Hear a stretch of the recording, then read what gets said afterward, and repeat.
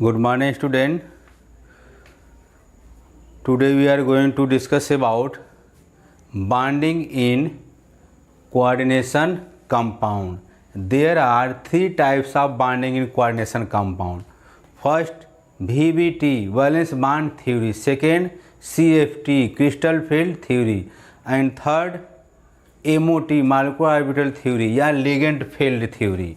तो इस binding coordination compound में बाइंडिंग हमारी तीन प्रकार से होती है, valence bond theory, crystal field theory और मॉलिक्यूलर ऑर्बिटल थ्योरी. तो इसमें से दो हमारे सिलेबस में, एक वीबीटी और एक सीएफटी के बारे में. तो वीबीटी के बारे में तो हम लोग कुछ डिस्कस किए थे, 11th में पढ़े थे. सीएफटी हमको नया लगेगा, तो दोनों को हम लोग को देखना है. इसमें देखिए वैलेंस बॉन्ड थ्योरी में अगर कोई कॉम्प्लेक्स कंपाउंड दे देता है तो उस कॉम्प्लेक्स कंपाउंड में जो सेंट्रल एटम रहते हैं तो वो पूछता है कि सेंट्रल एटम किससे हाइब्रिडाइज है, sp से है कि sp2 हाइब्रिडेशन से है कि sp3 से है कि sp3d से है कि sp3d2 से है. तो हमको केवल इसमें फोकस करना है कॉम्प्लेक्स जो कंपाउंड दे रहेगा वो सेंट्रल मेटल किससे हाइब्रिडाइज है. तो हाइब्रिडेशन फाइंड करने के लिए सबसे पहले हमको बॉन्डिंग समझनी पड़ेगी, वैलेंस बॉन्ड थ्योरी. तो वैलेंस बॉन्ड थ्योरी में एक सेंट्रल मेटल होता है और उसी से जुड़ा हुआ लिगेंड होता है. तो सेंट्रल मेटल हमेशा इलेक्ट्रॉन क्या करेगा, एक्सेप्ट करेगा. उसको हम लेविस एसिड बोलेंगे सेंट्रल मेटल को, और जो लिगेंड होता है उसको हम लेविस बेस बोलते हैं. तो लेविस एसिड और लेविस बेस के बीच में एक बॉन्ड का फॉर्मेशन होता है. उस बॉन्ड को हम क्या बोलेंगे, कोऑर्डिनेट बॉन्ड बोलते हैं. तो इस थ्योरी में हमको यही फोकस करना है कि सेंट्रल एटम पे कौन सा हाइब्रिडेशन होगा.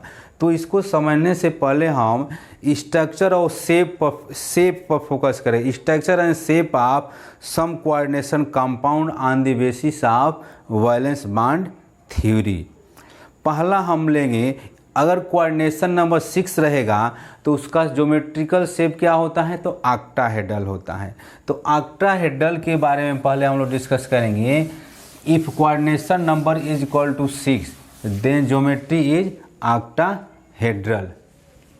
ऑक्टाहेड्रल कॉम्प्लेक्स के बारे में, ऑक्टाहेड्रल कॉम्प्लेक्स कोऑर्डिनेशन नंबर कितना होगा, तो 6 होगा. अब इसमें देखा जाएगा कि ऑक्टाहेड्रल कॉम्प्लेक्स में कोऑर्डिनेशन नंबर 6 है, तो यहाँ पर हाइब्रिडेशन sp3d2 या d2sp3, ये दो टाइप का हाइब्रिडेशन हमको समझना है. देखिए sp3 के बाद अगर d2 रहेगा तो ये d2 क्या है, sp3 से बाहर है, तो इसको हम आउटर ऑर्बिटल कॉम्प्लेक्स कंसीडर करेंगे.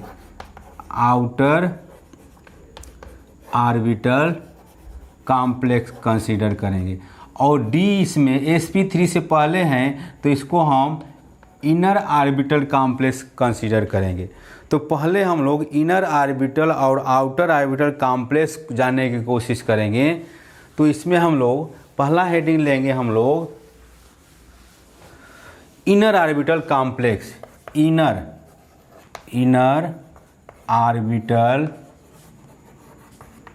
Orbital complex. इनर शब्द यहाँ पर आ रहा है, इनर ऑर्बिटल कॉम्प्लेक्स. तो इनर ऑर्बिटल कॉम्प्लेक्स में d2sp3 कोऑर्डिनेशन में कितना है, 6 है. अगर कोऑर्डिनेशन नंबर 4 आता है तो हाइब्रिडेशन हमारा sp3 होता है. कोऑर्डिनेशन नंबर अगर 6 आ जाएगा तो sp3d2 या d2sp3 हो जाए. तो ये इनर ऑर्बिटल कॉम्प्लेक्स है. तो इनर ऑर्बिटल कॉम्प्लेक्स में पहले हम यहाँ पर अगर हम 3d लें और 3d के बाद फिर यहाँ पर 4s ले लें और 4s के बाद क्या आएगा, 4d आएगा. ध्यान दीजिए. तो 3d में हमारा कितने ऑर्बिटल होंगे, 5 होगा. 1 2 3 4, 1 2 3 4 5. और यहाँ पर 4s में 1 ऑर्बिटल, और फिर उसके बाद 4d में 5 ऑर्बिटल, 1 2 3 4 5. अब यहाँ पर देखा जाए और 4d यहाँ पर 4p अगर लें, 4p में 3 ऑर्बिटल हम बनाएंगे, 3 ऑर्बिटल px py और pz. ये px हो गया, ये py हो गया और pz। इसमें भी 5 ऑर्बिटल है, इसमें 1 ऑर्बिटल है। अब हम क्या करेंगे यहाँ पर कि ऑर्बिटल की ओवरलैपिंग कराएंगे।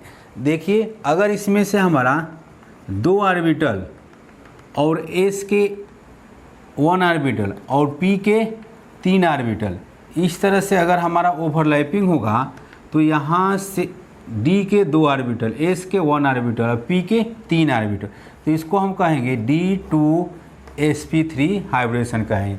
क्योंकि d हमारा क्या है, पहले आ गया, ये इनर पहले आ गया, इनर ऑर्बिटल कॉम्प्लेक्स इसको बोलेंगे, इनर ऑर्बिटल कॉम्प्लेक्स बोलेंगे। और इसका एग्जाम्पल अगर लें तो यहाँ पर हो जाएगा FeCN 6 4 माइनस होगा। देखिए इनर ऑर्बिटल कॉम्प्लेक्स का फॉर्मेशन कब होगा, अगर सेंट्रल एटम से हमारा लिगेंड स्ट्रांग फील्ड लिगेंड जुड़ा हो। स्ट्रांग फील्ड का मतलब CN हो, CO हो, NH3 हो, तो इसको हम स्ट्रांग फील्ड लिगेंड बोलते हैं। सेंट्रल एटम से अगर स्ट्रांग फील्ड लिगेंड जुड़ा रहता है तो स्ट्रांग फील्ड लिगेंड का काम ये होता है कि जो भी ऑर्बिटल में अनपेयर्ड इलेक्ट्रॉन रहते हैं उसको पेयर्ड होने के लिए फोर्स करता है कि आप पेयर्ड हो जाइए। जब पेयर्ड हो जाएगा तो ऑर्बिटल हमारा क्या हो जाएगा, खाली हो जाएगा। तो आइए इस एग्जांपल के द्वारा अगर समझा जाए कि इसमें जो है sp3 d2 हाइब्रिडेशन है कि d2 sp3 है, मतलब कि आउटर ऑर्बिटल है कि इनर ऑर्बिटल कॉम्प्लेक्स है। तो सबसे पहले हम क्या करेंगे कि जो सेंट्रल मेटल है आयरन, उसका हम ऑक्सीडेशन नंबर निकालने की कोशिश करेंगे। यहाँ पर ऑक्सीडेशन नंबर कितना हो जाएगा, इसका मान लीजिए x प्लस Cn पर 1 नेगेटिव चार्ज होता है तो ये हो जाएगा आपका कितना हो जाएगा, -6 हो जाएगा, इक्वल टू -4 हो जाएगा। तो इसको सॉल्व करेंगे तो कितना आ जाएगा, +2 आ जाएगा। कहने का मतलब ये हुआ कि आयरन पर 2 पॉजिटिव चार्ज हो गया। तो सबसे पहले अगर हम आयरन का Fe26 का इलेक्ट्रॉनिक ट्रांसफर लिखेंगे तो आर्गन 18 हो जाएगा और 3d6 होगा और 4s2 होगा। तो Fe2 प्लस है तो Fe2 प्लस का हमारा क्या हो जाएगा, यहाँ पर ये हमारा माइनस हो जाएगा, ये हट जाएगा। तो ये हो जाएगा 3d6 और 4s 0 और 4p भी तो 0 आएगा। अब आइए देखा जाए इसको कि ओवरलैपिंग करा करके इसी के अकॉर्डिंग 3d है तो 3d है, यहाँ पर 3d में कितना ऑर्बिटल है, 6 है। देखिए इसी में हम भर रहे हैं, इसी में हम फिलअप करेंगे। ये 3d हो गया और ये 4s हो गया और ये 4p हो।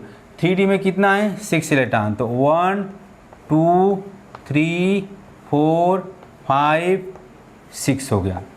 ये जो इलेक्ट्रॉनिक ट्रांसफर लिख रहे हैं ये हमारा ग्राउंड स्टेट में है, ग्राउंड स्टेट में। और इसके साथ इस आयरन के साथ कौन सा लिगेंड लगा है, Cn क्या है, Cn हमारा ये स्ट्रांग फील्ड लिगेंड है।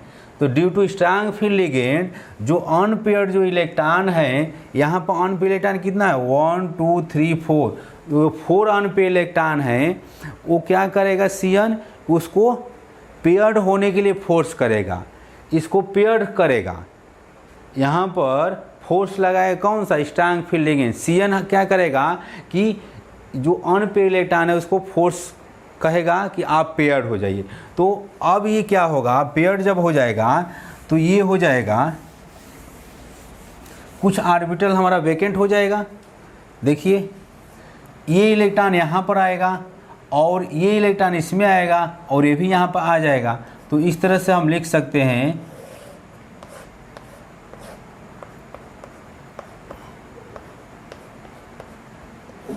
देखिए यहाँ पर D के हमारा 3D के 2 ऑर्बिटल हमारा क्या हो गया, वेकेंट हो गया और 4s है यहाँ पर और यहाँ पर क्या है 4p है। तो जितने ऑर्बिटल वेकेंट हैं उसमें जो हैं, जो हम ये कंपाउंड लिखे थे FeCN 6 और 4 माइनस लिखे थे, तो Cn की संख्या कितनी है, 6 है। तो 6 यहाँ पर आपका प्रत्येक Cn पे हमारा एक लोन पे इलेक्ट्रॉन है। तो इसी लोन पे इलेक्ट्रॉन को हम इस तरह से डाटे लाइन से इस तरह से हम रिप्रेजेंट करेंगे। ये सब क्या है, ये Cn है, इलेक्ट्रॉन पेयर, ये Cn है, ये भी क्या है, ये Cn है, ये Cn हो गया, Cn Cn Cn Cn और Cn। अब इसको आप इस तरह से ओवरलैपिंग कराएंगे तो D2S1 और P3, तो ये कौन सा हाइब्रिडेशन होएगा, D2sp3 हो जाएगा। किस में, FeCN6 माइनस में। ये जो कॉम्प्लेक्स हैं, ये हमारा जो सेंट्रल मेटल है किससे हाइब्रिडाइज होगा, तो D2sp3 से हो जाएगा। तो ये हमारा कौन सा ऑर्बिटल है, कॉम्प्लेक्स है, तो इनर ऑर्बिटल कॉम्प्लेक्स है, क्योंकि S और P से पहले हमारा D आ रहा है, अंदर है। S और P से क्या है, अंदर है, इधर इस साइड है, तो इनर ऑर्बिटल कॉम्प्लेक्स हो जाएगा। इनर ऑर्बिटल कॉम्प्लेक्स में जो सेंट्रल एटम जो होता है जनरली स्ट्रांग फील्ड लिगेंड होता है, Cn रहेगा या तो CO रहेगा या तो NH3 रहेगा। और आउटर ऑर्बिटल कॉम्प्लेक्स में जो सेंट्रल एटम से जो लिगेंड जो होता है वो वीक फील्ड लिगेंड रहता है, जैसे H2O हुआ, उसके बाद क्लोरीन होगा, ब्रोमीन हुआ, इस तरह से आपका लिगेंड रहता है। तो अगला हम हेडिंग देंगे आउटर ऑर्बिटल कॉम्प्लेक्स।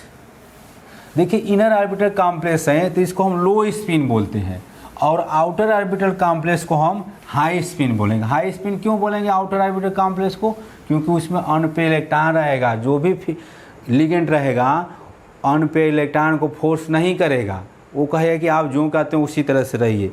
तो अगला है हमारा outer orbital complex sp3d2, coordination number कितना है, 6 है। ऑक्टाहेड्रल कॉम्प्लेक्स हम लोग पढ़ रहे हैं, तो ऑक्टाहेड्रल कॉम्प्लेक्स में हम यहाँ पर लेंगे 3d 1 2 3 4 5, फिर लेंगे यहाँ पर 4s, फिर यहाँ पर लेंगे 4p, फिर यहाँ पर लेंगे क्या 4d 1 2 3 4 5, ये 4d हो गया। sp3d है तो यहाँ से हम ओवरलैपिंग कराएंगे, और 4d में इलेक्ट्रॉन हमारे क्या करेगा, इंटर करेगा 4d में। देखिए तो इसको ओवरलैपिंग करेंगे तो sp3 और d2 हो जाएगा। एग्जाम्पल के तौर पर अगर देखा जाए, एग्जाम्पल पहला एग्जाम्पल हम ले रहे हैं FeH2O 6 2+ ले लिया। देखा जाए इसका ऑक्सीडेशन नंबर कितना हो जाएगा, 2 हो जाएगा। तो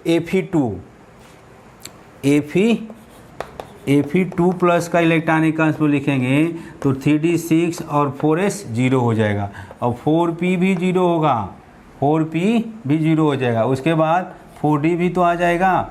अब इसमें इलेक्ट्रॉन फिलअप करना है। देखिए 3d में इलेक्ट्रॉन हमारा कितना होगा, 1 2 3 4 5 6। 4s क्या है, खाली है। 4p क्या है, खाली है। 4d भी क्या है, खाली है। अब यहाँ पर देखिए इस आयरन के साथ जो H2O जो लिगेंड हैं, ये कौन सा लिगेंड है, तो वीक फील्ड लिगेंड है। जो अनपेयर इलेक्ट्रॉन है वो उसी तरह से रहेगा। अब ये फोर्स नहीं करेगा वीक फील्ड, क्योंकि कमज़ोर है, ये जो का तो उसी तरह से रहेगा। तो जो ऑर्बिटल खाली है उसी में तो H2O जाएगा। कितने H2O हैं, 6 H2O हैं। तो एक H2O इसमें, 1 H2O 2 H2O 3 H2O, फिर यहाँ पर H2O, फिर H2O 1 2 3 4 5 6। अब इसको क्या करिए कि यहाँ से यहाँ तक आपका कौन सा हाइब्रिडेशन हो जाएगा, sp3 और d2 हो जाएगा। तो इस तरह से इनर ऑर्बिटल और आउटर ऑर्बिटल हम कॉम्प्लेक्स पहचान कर। अब यहाँ पर देखिए आउटर ऑर्बिटल को हम हाई स्पिन कॉम्प्लेक्स बोलते हैं। हाई स्पिन कॉम्प्लेक्स क्यों बोलेंगे, क्योंकि यहाँ पर क्या है, नंबर ऑफ इलेक्ट्रॉन यहाँ पर क्या है, अधिक है। क्योंकि वीक फील्ड लिगेंड है, ये H2O वीक फील्ड लिगेंड है, तो अनपेयर इलेक्ट्रॉन को फोर्स नहीं लगाएगा पेयर होने के लिए, जो का त्यो उसी तरह से रहेगा। इसीलिए जब इसका हम मैग्नेटिक मोमेंट निकालेंगे तो मैग्नेटिक मोमेंट हम जानते हैं कि मैग्नेटिक मोमेंट किस पर डिपेंड करता है, अनपेयर इलेक्ट्रॉन पे। तो मैग्नेटिक मोमेंट यहाँ पर अधिक आ जाएगा, तो इसीलिए इसका दूसरा नाम होता है हाई स्पिन कॉम्प्लेक्स होता है। और इनर ऑर्बिटल कॉम्प्लेक्स का दूसरा नाम होता है लो स्पिन कॉम्प्लेक्स। क्यों लो स्पिन कॉम्प्लेक्स? क्योंकि जो लिगेंड जो होता है स्ट्रांग फील्ड, वो अनपेयर इलेक्ट्रॉन को क्या करता है, पुश करता है पेयर होने के लिए कि आप पेयर हो जाइए। जब पेयर हो जाएगा तो अनपेयर इलेक्ट्रॉन की संख्या वहाँ पर क्या हो जाएगी, जीरो हो जाएगा। जब जीरो हो जाएगा तो मैग्नेटिक मोमेंट भी हमारा क्या हो जाएगा, जीरो आ जाएगा और लो स्पिन कॉम्प्लेक्स का फॉर्मेशन कर देता है। तो इस तरह से हम कॉम्प्लेक्स कंपाउंड का हम लोग हाइब्रिडेशन निकाल सकते हैं। उसके बाद बचा है आपका क्रिस्टल फील्ड थ्योरी। तो क्रिस्टल फील्ड थ्योरी को हम अगले वीडियो लेक्चर में हम लोग फोकस करेंगे, तब उसके बाद ये चैप्टर हमारा ख़त्म हो जाएगा। जब ये ख़त्म हो जाएगा तो हम पी ब्लॉक पर चलेंगे, जो थोड़ा सा वो बड़ा है, इसीलिए उसके लिए हम टाइम रखे हैं। Thank you.